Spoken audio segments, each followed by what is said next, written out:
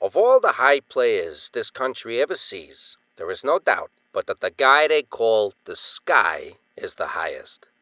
In fact, the reason he is called the Sky is because he goes so high when it comes to betting on any proposition whatever. He will bet all he has, and nobody can bet any more than this. His right name is Obadiah Masterson, and he is originally out of a little town in southern Colorado where he learns to shoot craps and play cards and one thing and another, and where his old man is a very well-known citizen and something of a sport himself. In fact, this guy tells me that when he finally cleans up all the loose scratch around his hometown and decides he needs more room, his old man has a little private talk with him and says to him like this. "Son," the old guy says, "you are now going out into the wide, wide world to make your own way, and it is a very good thing to do, as there are no more opportunities for you in this burg.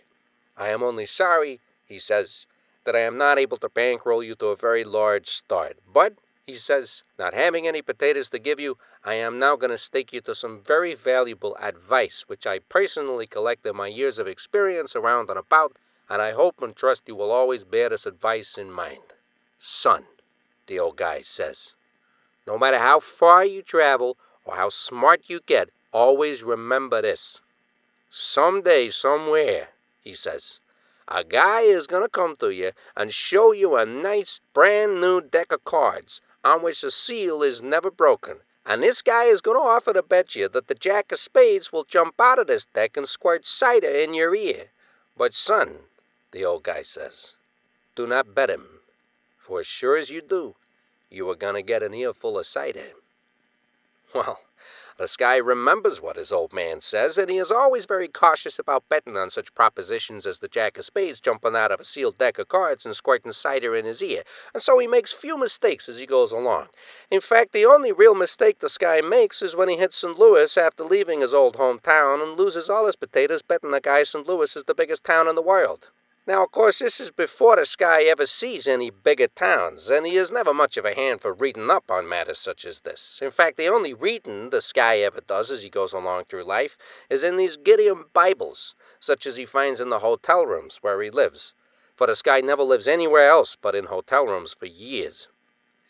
He tells me that he reads many items of great interest in these Gideon Bibles, and furthermore this guy says that several times these Gideon Bibles keep him from getting out of line, such as the time he finds himself pretty much frozen in over in Cincinnati, what with owing everybody in town except maybe the mayor from playing games of chance of one kind and another.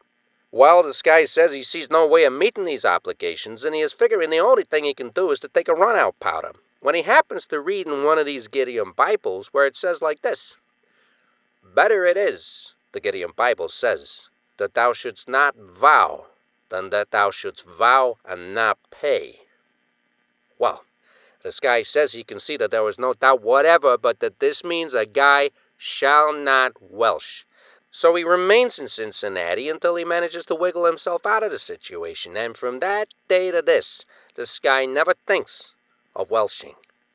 He is maybe 30 years old and is a tall guy with a round kisser and big blue eyes, and he always looks as innocent as a little baby. But this guy is by no means as innocent as he looks. In fact, this guy is smarter than 3 Philadelphia lawyers, which makes him very smart indeed.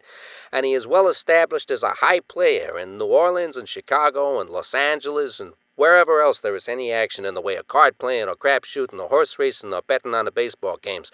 But this guy is always moving around the country following the action. But while this guy will bet on anything whatever, he is more of a short card player and a crap shooter than anything else. And furthermore, he is a great hand for propositions, such as are always coming up among citizens who follow games of chance for a living.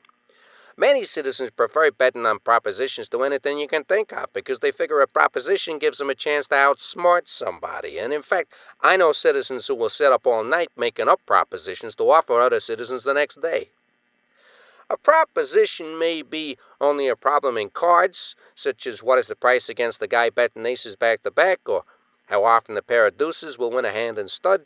And then again, it may be some very daffy proposition indeed, although the daffier any proposition seems to be, the more some citizens like it. And no one ever sees the sky when he does not have some proposition of his own.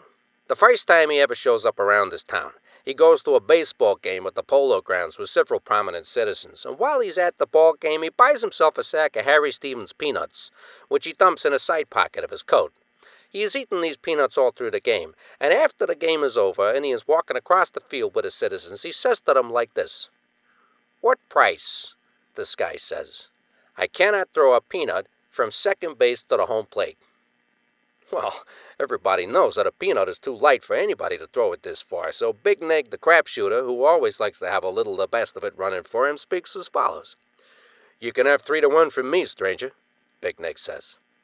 "Two C's against 6, this guy says. And then he stands on second base and takes a peanut out of his pocket, and not only whips it to the home plate, but on into the lap of the fat guy who's still sitting in the grandstand putting the zing on Bill Terry for not taking Walker out of the box when Walker is getting the pasting from the other club." Well, naturally, this is a most astonishing throw indeed. But afterwards it comes out that this guy throws a peanut loaded with lead. And of course it is not one of Harry Stevens' peanuts either, as Harry is not selling peanuts full of lead at a dime a bag with the price of lead what it is.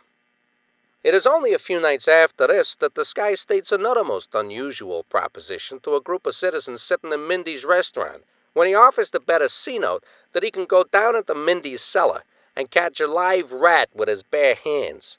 And everybody is greatly astonished when Mindy himself steps up and takes the bet, for ordinarily Mindy will not bet you a nickel he is alive.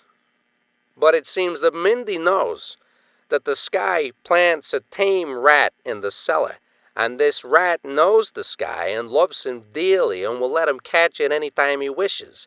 And it also seems that Mindy knows that one of his dishwashers happens upon this rat, and not knowing it is tame, knocks it flatter than a pancake. So when the Sky goes down into the cellar and starts trying to catch a rat with his bare hands, he is greatly surprised how inhospitable the rat turns out to be, because it is one of Mindy's personal rats. And Mindy is around afterwards saying he will lay plenty of 7-5 against even Strangler Lewis being able to catch one of his rats with his bare hands or with boxing gloves on. I'm only telling you all this to show you what a smart guy this guy is, and I am only sorry I do not have time to tell you about many other very remarkable propositions that he thinks up outside of his regular business.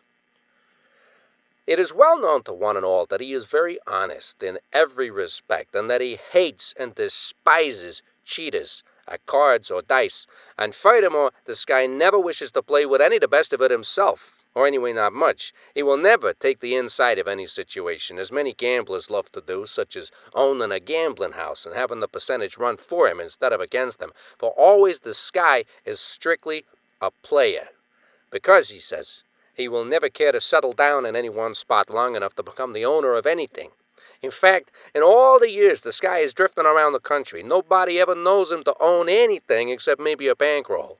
And when he comes to Broadway the last time, which is the time I am now speaking of, he has 100 G's in cash money and an extra suit of clothes, and this is all he has in the world. He never owns such a thing as a house or an automobile or a piece of jewelry. He never owns a watch, because, this guy says, time means nothing to him.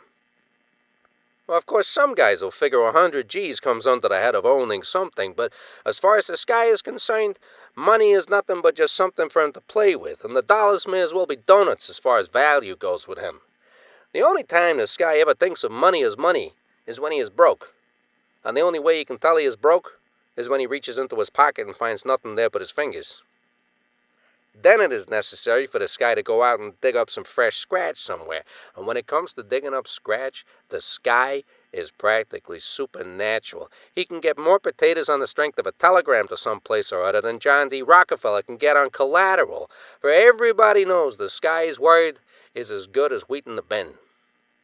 Now, one Sunday evening, the Sky is walking along Broadway, and at the corner of 49th Street, he comes upon a little bunch of mission workers who are holding a religious meeting, such as mission workers love to do of a Sunday evening. The idea being that they may round up a few sinners here and there, although personally I always claim the mission workers come out too early to catch any sinners on this part of Broadway. At such an hour the sinners are still in bed, resting up from their sinning of the night before, so they will be in good shape for more sinning a little later on. There are only 4 of these mission workers, and 2 of them are old guys, and one is an old doll, while the other is a young doll who is tootling on a cornet. And after a couple of ganders at this young doll, the Sky is a goner.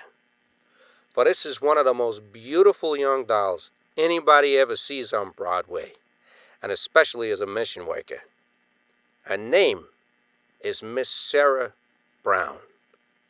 She is tall and thin and has a first-class shape, and her hair is a light brown going on blonde, and her eyes are like I do not know what, except that they are 100% eyes in every respect. Furthermore, she is not a bad cornet player, if you like cornet players, although at this spot on Broadway she has to play against a scat band and a chop suey joint nearby, and this is tough competition, although at that many citizens believe Miss Sarah Brown will win by a large score if she only gets a little more support from one of the old guys with her who has a big bass drum but does not pound it hearty enough. Well, the Sky stands there, listening to Miss Sarah Brown, tootling on the cornet for quite a spell. And then he hears her make a speech, in which she puts the blast on sin very good, and boosts religion quite some, and says if there are any souls around that need saving, the owners of same may step forward at once. But no one steps forward.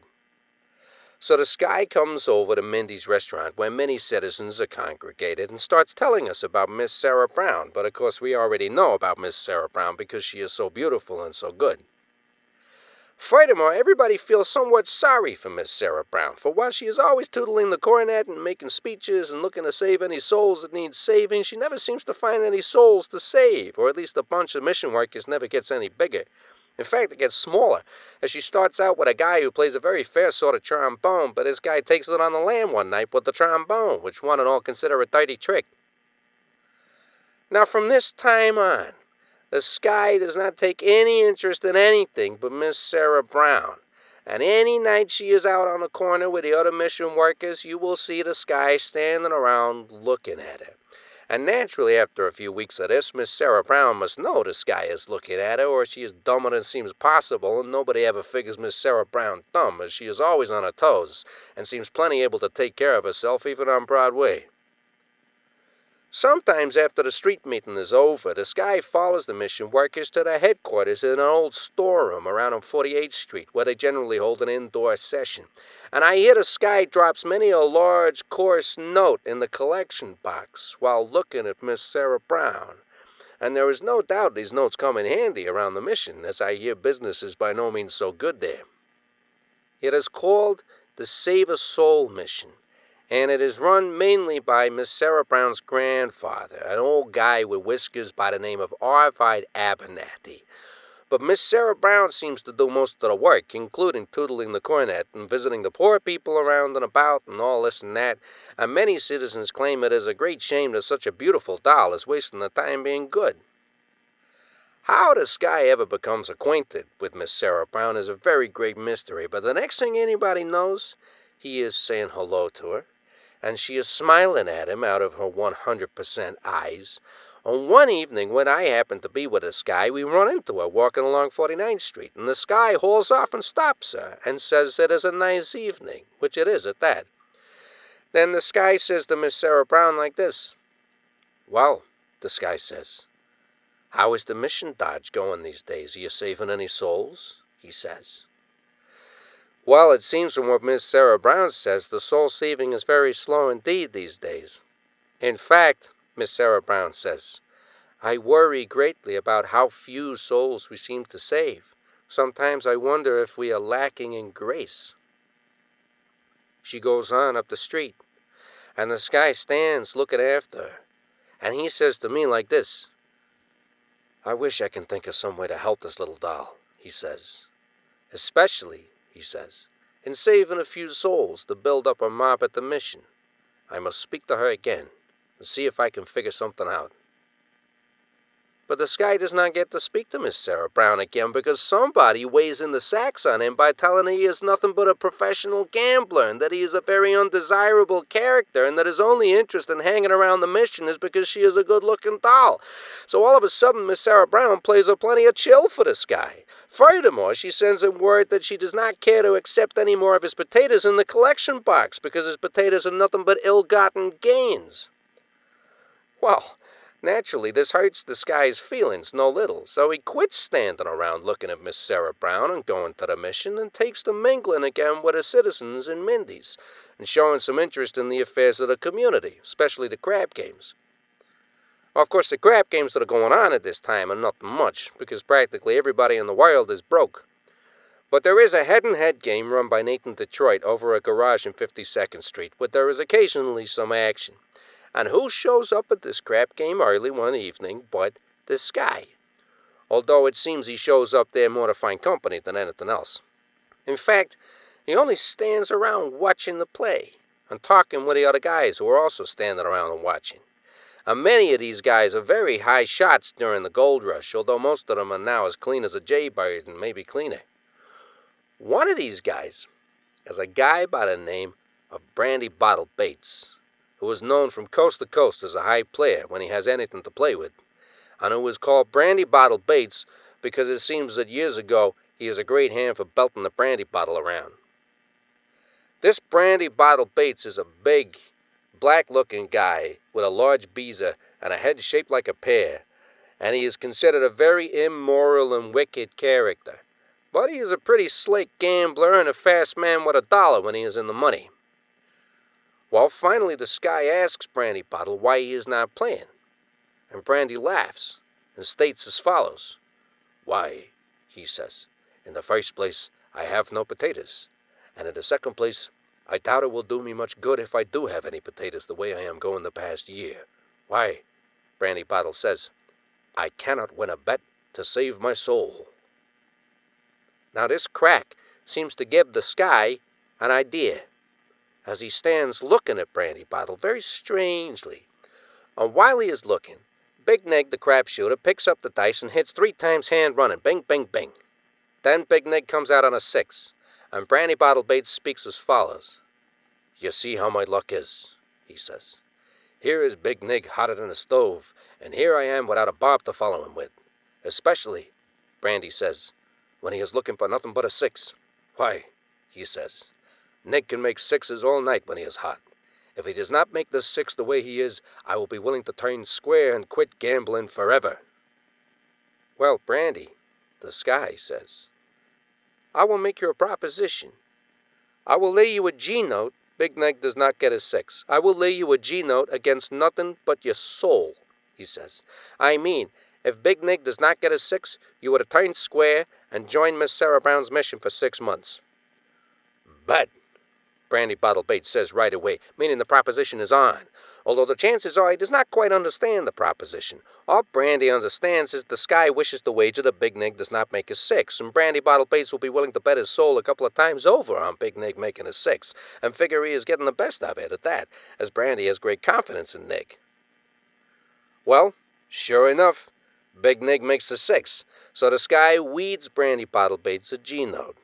Although everybody around is saying the Sky makes a terrible overlay at the natural price and giving Brandy Bottle a G against his soul. Furthermore, everybody around figures the chances are the Sky only wishes to give Brandy an opportunity to get in action, and nobody figures the Sky is on the level about trying to win Brandy Bottle Bates' soul, especially as the Sky does not seem to wish to go any further after paying the bet. He only stands there, looking on, and seeming somewhat depressed, as Brandy Bottle goes into action on his own account with the G-note, fading other guys around the table with cash money. But Brandy Bottle Bates seems to figure what is in the Sky's mind pretty well, because Brandy Bottle is a crafty old guy. It finally comes his turn to handle the dice, and he hits a couple of times, and then he comes out on a 4. And anybody will tell you that a 4 is a very tough point to make, even with a lead pencil. Then Brandy Bottle turns to the Sky and speaks to him as follows. "Well, Sky," he says, "I will take the odds off you on this one. I know you do not want my dough," he says. "I know you only want my soul for Miss Sarah Brown. And," he says, "without wishing to be fresh about it, I know why you want it for her. I am young once myself," Brandy Bottle says. "And you know if I lose to you, I will be over there in 48th Street in an hour, pounding on the door, for Brandy always settles. But Sky," he says, "now I am in the money, and my price goes up. Will you lay me 10 G's against my soul I do not make this for? Bet, the Sky says, and right away Brandy Bottle makes his 4. Well, when word goes around that the Sky is up at Nathan Detroit's crap game trying to win Brandy Bottle Bates' soul for Miss Sarah Brown, the excitement is practically intense. Somebody telephones Mindy's, where a large number of citizens are sitting around arguing about this and that and telling one another how much they will bet in support of their arguments if only they have something to bet, and Mindy himself is almost killed in the rush for the door. One of the first guys out of Mindy's and up to the crap game is Regret, the horse player. And as he comes in, Brandy Bottle is looking for a 9, and the Sky is laying him 12 G's against the soul that he does not make this 9, for it seems Brandy Bottle's soul keeps getting more and more expensive. Well, Regret wishes to bet his soul against the G that Brandy Bottle gets his 9, and is greatly insulted when the Sky cannot figure his price any better than a double saw. But finally, Regret accepts this price, and Brandy Bottle hits again. Now many other citizens request a little action from the Sky, and if there is one thing the Sky cannot deny a citizen, it is action. So he says he will lay them according to how he figures they're worried to join Miss Sarah Brown's mission if Brandy Bottle misses out. But about this time the Sky finds he has no more potatoes on him, being now around 35 G's loser, and he wishes to give markers. But Brandy Bottle says that while ordinarily he will be pleased to extend the Sky this accommodation, he does not care to accept markers against his soul. So then the Sky has to leave the joint and go over to his hotel 2 or 3 blocks away and get the night clerk to open his damper so the Sky can get the rest of his bankroll. In the meantime, the crap game continues at Nathan Detroit's among the small operators, while the other citizens stand around and say that while they hear of many a daffy proposition in their time, this is the daffiest that ever comes to their attention, although Big Nick claims he hears of a daffier one but cannot think what it is. Big Nick claims that all gamblers are daffy anyway, and in fact he says if they are not daffy, they will not be gamblers. And while he is arguing this matter, back comes the Sky with fresh scratch, and Brandy Bottle Bates takes up where he leaves off, although Brandy says he is accepting the worst of it as the dice have a chance to cool off. Now the upshot of the whole business is that Brandy Bottle hits 13 licks in a row, and the last lick he makes is on a 10, and it is for 20 G's against his soul, with about a dozen other citizens getting anywhere from 1 to 5 C's against their souls and complaining bitterly of the price. And as Brandy Bottle makes his 10, I happen to look at the Sky, and I see him watching Brandy with a very peculiar expression on his face, and furthermore I see the Sky's right hand creeping inside his coat, where I know he always packs a Betsy in a shoulder holster, so I can see something is wrong somewhere. But before I can figure out what it is, there is quite a fuss at the door, and loud talking, and a doll's voice, and all of a sudden, in bobs nobody else but Miss Sarah Brown. It is plain to be seen that she is all steamed up about something. She marches right up to the crap table where Brandy Bottle Bates and the Sky and the other citizens are standing. And one and all are feeling sorry for Dauber the doorman, thinking what Nathan Detroit is bound to say to him for letting her in. The dice are still lying on the table, showing Brandy Bottle Bates' last throw, which cleans the Sky and gives many citizens the first means they enjoy in several months. Well, Miss Sarah Brown looks at the Sky, and the Sky looks at Miss Sarah Brown, and Miss Sarah Brown looks at the citizens around and about, and one and all are somewhat dumbfounded, and nobody seems to be able to think of much to say, although the Sky finally speaks up as follows. "Good evening," the Sky says. "It is a nice evening," he says. "I am trying to win a few souls for you around here, but," he says, "I seem to be about half out of luck." "Well," Miss Sarah Brown says, looking at the Sky most severely out of her 100% eyes, "you are taking too much upon yourself. I can win any souls I need myself. You better be thinking of your own soul. By the way," she says, "are you risking your own soul or just your money?" Well, of course, up to this time, the Sky is not risking anything but his potatoes, so he only shakes his head to Miss Sarah Brown's question and looks somewhat disorganized. "I know something about gambling," Miss Sarah Brown says, "especially about crap games. I ought to," she says. "It ruins my poor papa and my brother Joe. If you wish to gamble for souls, Mr. Sky, gamble for your own soul." Now Miss Sarah Brown opens a small black leather pocketbook she is carrying in one hand and pulls out a $2 bill. And it is such a $2 bill as seems to have seen much service in its time. And holding up this deuce, Miss Sarah Brown speaks as follows. "I will gamble with you, Mr. Sky," she says. "I will gamble with you," she says, "on the same terms you gamble with these parties here. This $2 against your soul, Mr. Sky. It is all I have, but," she says, "it is more than your soul is worth." Well, of course, anybody can see that Miss Sarah Brown is doing this because she is very angry and wishes to make the Sky look small. But right away the Sky's dupe comes from inside his coat, and he picks up the dice and hands them to her and speaks as follows. "Roll 'em," the Sky says. And Miss Sarah Brown snatches the dice out of his hand and gives them a quick sling on the table in such a way that anybody can see she is not a professional crapshooter, and not even an amateur crapshooter, for all amateur crapshooters first breathe on the dice and rattle them good and make remarks to them such as, "Come on, baby." In fact, there is some criticism of Miss Sarah Brown afterwards on account of her haste, as many citizens are eager to string with her to hit, while others are just as anxious to bet she misses, and she does not give them a chance to get down. Well, Scranton Slim is the stick guy, and he takes a gander at the dice as they hit up against the side of the table and bounce back, and then Slim hollers, "Winner, winner, winner," as stick guys love to do. And what is showing on the dice is big as life, but a 6 and a 5, which makes 11 no matter how you figure. So the Sky's soul belongs to Miss Sarah Brown. She turns at once and pushes through the citizens around the table without even waiting to pick up the deuce she lays down when she grabs the dice. Afterwards, the most obnoxious character by the name of Red-Nosed Reagan tries to claim the deuce as a sleeper and gets the heave-ho from Nathan Detroit, who becomes very indignant about this, stating that Red-Nose is trying to give his joint a wrong rap. Naturally, the Sky follows Miss Brown. And Dabba the doorman tells me that as they are waiting for him to unlock the door and let them out, Miss Sarah Brown turns on the Sky and speaks to him as follows. "You are a fool," Miss Sarah Brown says. Well, at this, Dabba figures the Sky is bound to let one go, as this seems to be most insulting language. But instead of letting one go, the Sky only smiles at Miss Sarah Brown and says to her like this. "Why," the Sky says, "Paul says, 'If any man among you seemeth to be wise in this world, let him become a fool, that he may be wise.' I love you, Miss Sarah Brown," the Sky says.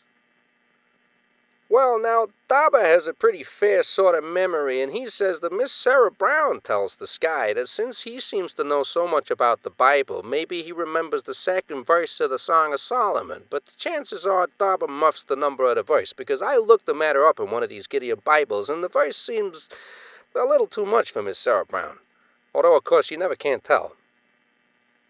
Anyway, this is about all there is to the story, except that Brandy Bottle Bates slides out during the confusion so quietly even Dabba scarcely remembers letting him out, and he takes most of the Sky's potatoes with him. But he soon gets batted in against the Faro Bank out in Chicago, and the last anybody hears of him, he gets religion all over again, and is preaching out in San Jose. So the Sky always claims he beats Brandy for his soul at that. I see this guy the other night at 49th Street and Broadway, and he is with quite a raft of mission workers, including Mrs. Sky, for it seems that the soul-saving business picks up wonderfully, and the Sky has given the big bass drum such a first-class whacking that the scat band and the chop suey joint can scarcely be heard. Furthermore, the Sky is hollering between whacks, and I never see a guy look happier, especially when Mrs. Sky smiles at him out of 100% eyes.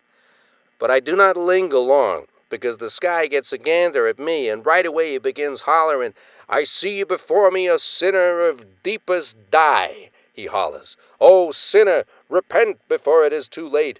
Join with us, sinner," he hollers, "and let us save your soul." Well, naturally, this crack about me being a sinner embarrasses me no little, as it is by no means true. And it is a good thing for the Sky there is no copper in me, or I will go to Mrs. Sky, who is always bragging about how she wins the Sky's soul by outplaying him at his own game, and tell her the truth. And the truth is that the dice with which she wins the Sky's soul, and which are the same dice with which Brandy Bottle Bates wins all his potatoes, are strictly phony. And then she gets into Nathan Detroit's just in time to keep this guy from killing old Brandy Bottle.